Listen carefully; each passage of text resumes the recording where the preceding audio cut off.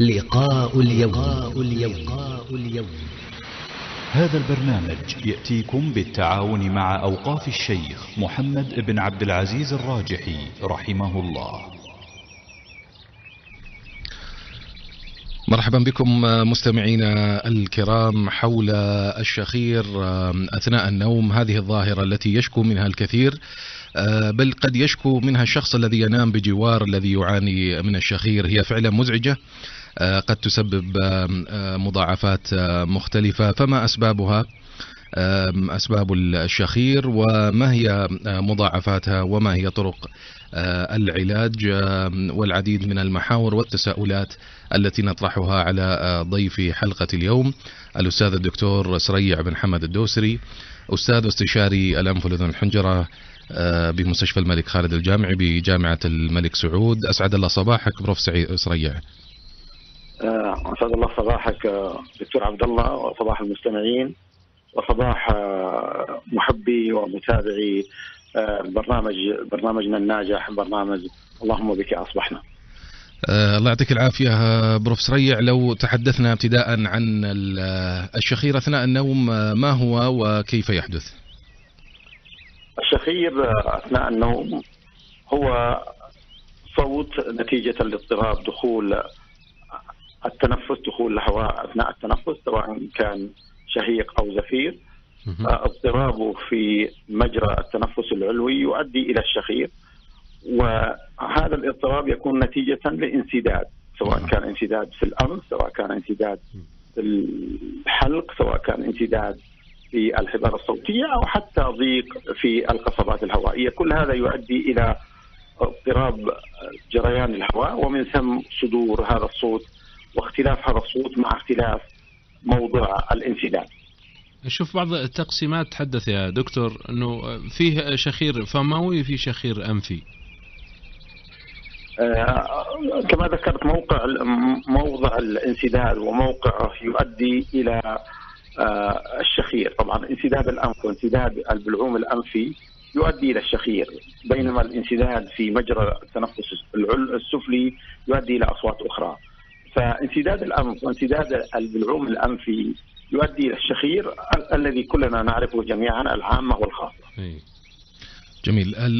هل هو الشخير مجرد هذا الصوت المزعج، أم هو مرض يعني يحتاج فعلا لتشخيص وعلاج؟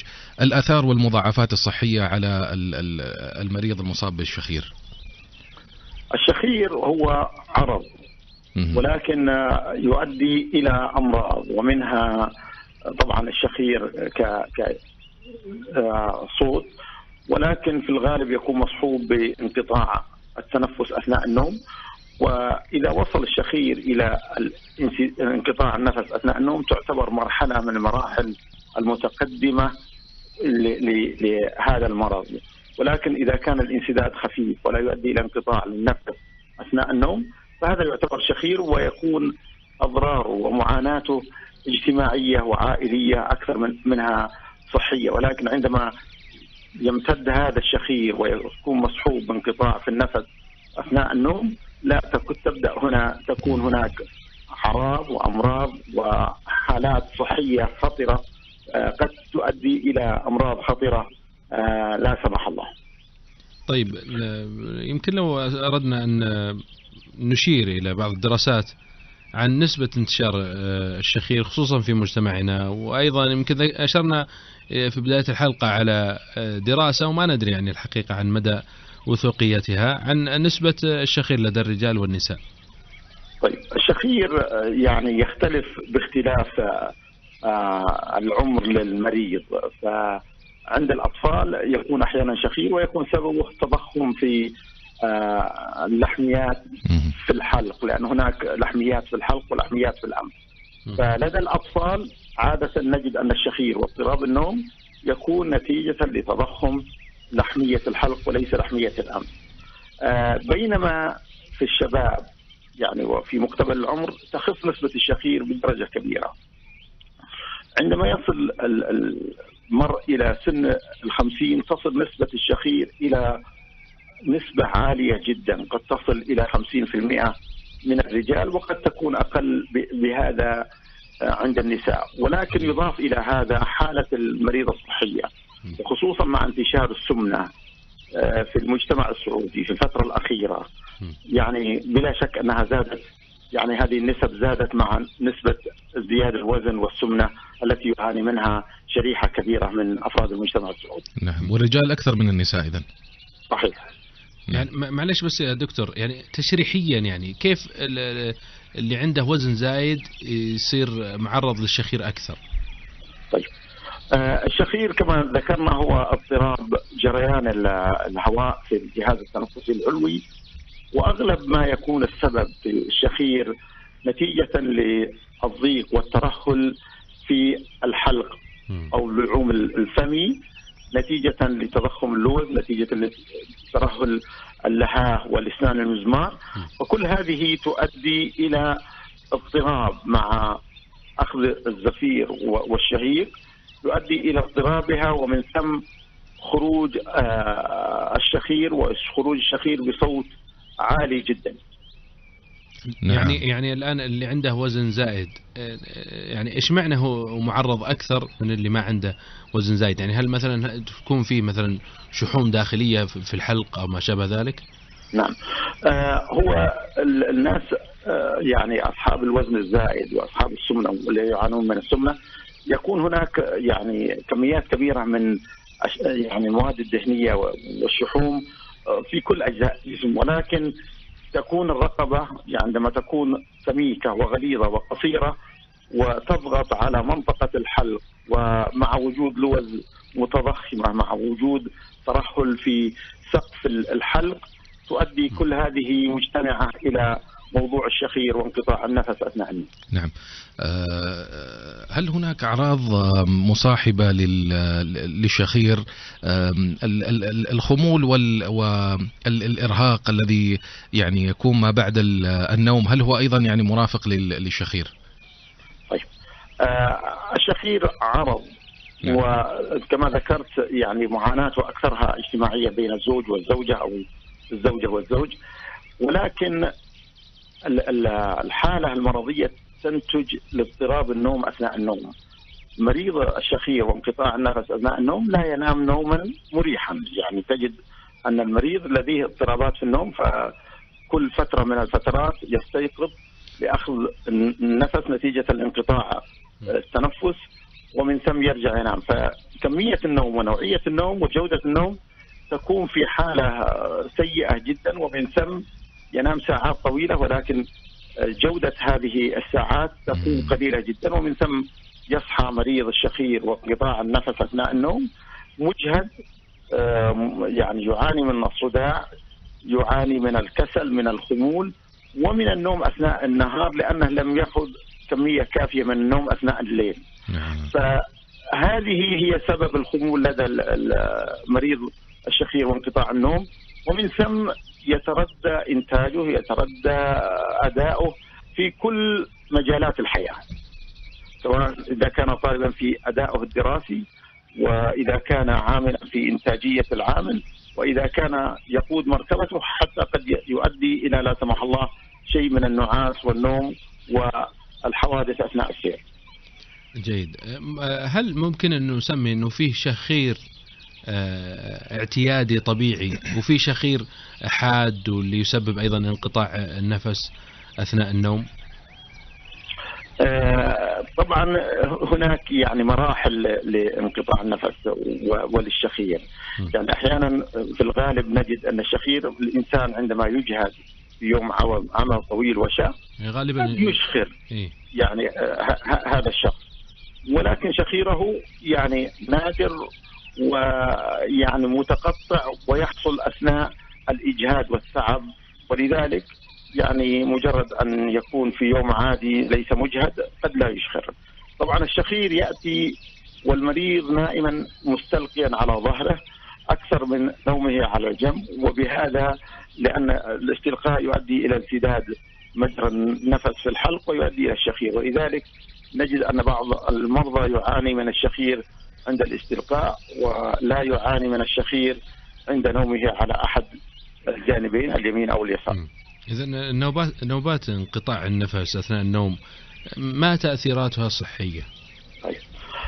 تأثيراتها الصحية كثيرة، يعني ذكرنا الحياة اليومية في المنظور القريب، ولكن في المنظور البعيد إذا لم تعالج الحالة تؤدي إلى آثار صحية كبيرة، منها يعني لا سمح الله أمراض القلب والأزمة القلبية، منها ارتفاع الضغط، منها ارتفاع الضغط الرئوي، منها الجلطات الدماغية لا سمح الله، ومنها حتى أحيانا إذا كان المرض مزمن وقوي حتى فشل في عمل القلب ونبض وضغط الدورة الدموية وجريان الدورة الدموية. نعم.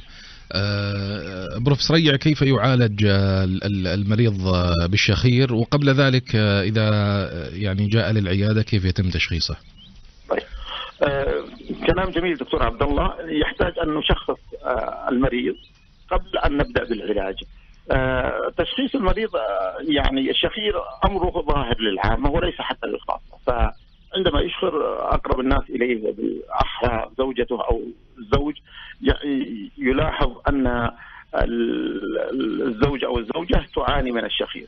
طبعا نتيجة لشيوع هذه الحالة يعني يتماهل الناس في قضية التشخيص والذهاب والبحث عن العلاج لها. من خلال معاينة الطبيب المريض وفحصه له ومعاينة الحلق ومعاينة الأنف والاعوجاج في الحاجز الأنفي والتضخم في الأنف، القرنيات الأنفية واللحميات الأنف وانسداده، كل هذه قد تكون مؤشر لسبب الشخير. ولكن فحص الحلق واللوزتين واللحاء أيضا مؤشر آخر لمن لا يعاني من أمراض في الأنف والتهابات في الجيوب الأنفية. وأغلب أسباب الشخير هو الحلق واللوز وتضخمها وترهل لها أكثر من الجيوب الأنفية، ولكن الجيوب الأنفية قد تكون والتهاباتها واللحميات المصاحبة لها قد تكون سبب آخر من أسباب الشخير. فبعدما يقوم طبيب الأنف والأذن والحنجرة بفحص المريض ومعاينته وفحص أنفه وفحص الفم والحلق، يستطيع أن يشخص أين موقع الانسداد وأين مصدر الشخير لهذا المريض. أحيانا قد نستخدم الأشعة والأشعة المقطعية للمساعدة في تحديد وتشخيص بعض الحالات وبالذات التهابات الأنف والجيوب الأنفية، وأحيانا بعض العيوب الخلقية لبعض المرضى وهذه حالات نادرة يكون هناك صغر في الفك السفلي يكون صغير ويؤدي إلى رجوع اللسان ومن ثم انسداد المجرى نفس عند الحلق وقاع اللسان. بعد تشخيص هذه الحالة من طبيب الأنف والأذن والحنجرة يقوم الطبيب بطلب دراسة نوم، نضع المريض الذي يعاني من الشخير ومن انقطاع النفس في معمل متخصص لملاحظة يعني ما يجري له أثناء النوم من تسجيل فيديو من الحركة، من تسجيل النفس وانقطاعه، وضع بعض الأجهزة والمؤشرات على قفص الصدري، على مستوى الأكسجين في الدم، على النشاط الدماغ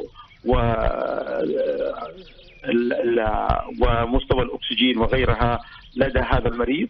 أحيانا يعمل هذه الدراسة الليلية في المعمل لبضع ساعات، وأحيانا قد يكون يعني ينام المريض يعني فترة أطول من الساعات. نعم. ومن ثم يستطيع المتخصص في اضطرابات النوم من تشخيص الحالة وحدتها، ومن ثم قد تكون هناك حالات خفيفة ومتوسطة وحادة. جميل. هناك بعض التساؤلات يعني للمستمعين لو مررنا عليها سريعا. تساؤل: هل فعلا الشخير بالنسبة للأطفال يؤثر على نمو الدماغ؟ تحدثنا عن انقطاع النفس والشخير، ويؤثر على طبعا نقص الأكسجين في الدم أثناء النوم، يؤثر على نشاط المريض. طبعا لو كان يعني حالة حادة قد تؤثر على النمو بشكل عام وليس الدماغ وحده. نعم. يعني قد يعاني الطفل من ضعف في النمو نتيجة لقل الأكسجين أثناء النوم، نتيجة للحالة الحادة للشخير وانقطاع النوم، انقطاع النفس أثناء النوم. فليس مجرد فقط نمو الدماغ ولكن نمو الجسم. أحيانا بعض الأطفال تكون عنده معاناة مع النمو بشكل عام نتيجة لانقطاع النفس أثناء النوم. دكتور عبد الله. جميل. طيب يمكن أيضا من التساؤلات أنه هل الأدوية المرخية للعضلات أيضا تسبب الشخير؟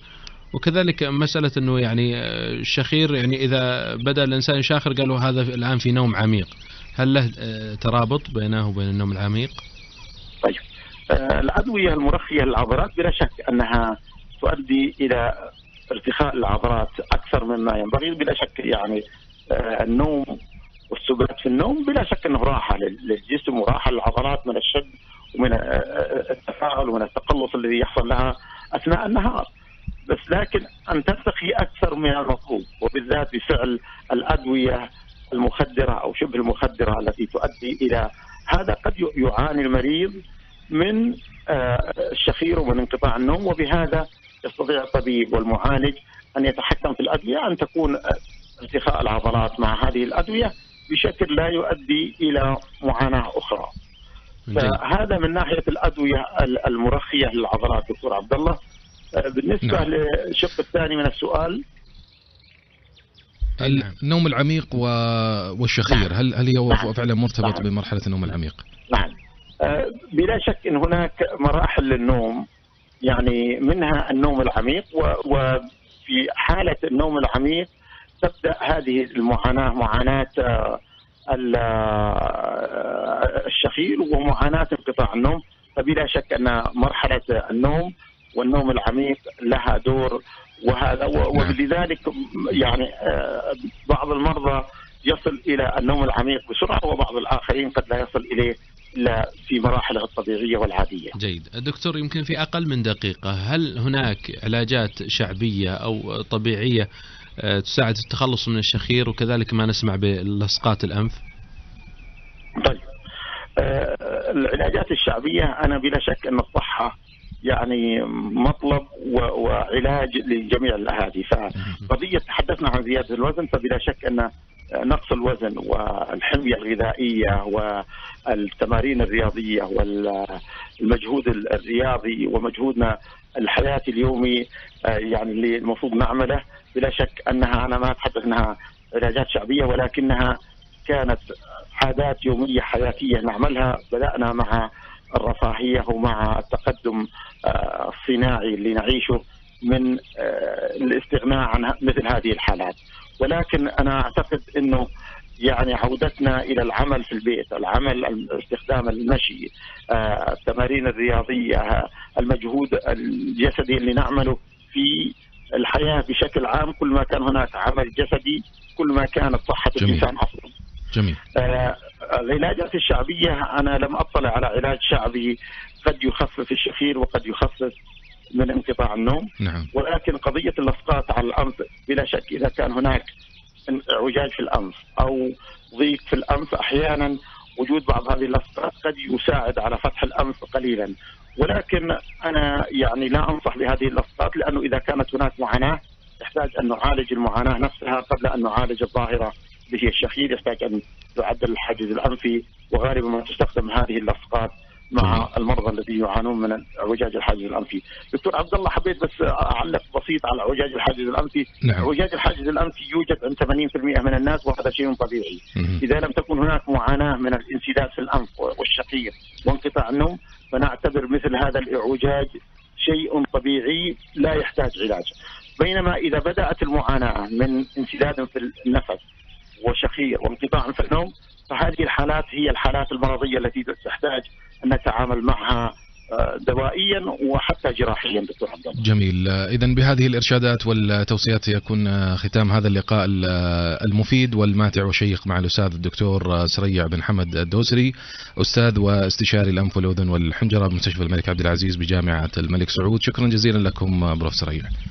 شكرا لك دكتور عبد الله، شكرا لك وللقائمين على برنامج اللهم بك أصبحنا، ونتمنى أن تكون مفيدة هذه المعلومات البسيطة التي ناقشناها في الحلقة. في أمان الله. في أمان. حفظك الله ورعاك الله. اللهم بك أصبحنا.